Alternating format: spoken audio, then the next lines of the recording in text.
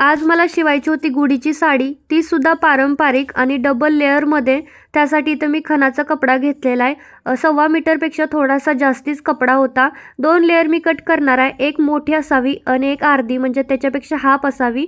दोन्ही लेअर एक layer cut करायची, म्हणजे 2 पार्ट इथं तयार होतील. पहिल्यांदा दोन्ही एकमेकाला जॉईंट करायचे आणि दोन्ही साईडनी जॉईंट झाल्यानंतर मी जे साईड ओपन राहते ना, त्या साईडनी लेससुद्धा लावून घेतली, कारण छान दिसावं. त्यानंतर मी इथं बघा अशा प्लेट टाकून घेतल्या आणि मग इस्त्री करून घेतलं.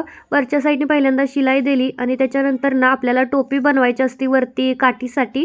तर जेवढं मार्जिन आलं असेल ना, त्याच्यामध्ये अर्धा इंच वाढवायचं आणि टोपी तयार करून घ्यायची. संपूर्ण कटिंग आणि स्टिचिंगचा व्हिडिओ टाकलेला आहे, तो तुम्ही नक्की बघा. आणि तुम्हाला सुद्धा अशी गुढीची साडी पाहिजे असेल तर मला डायरेक्ट DM करा.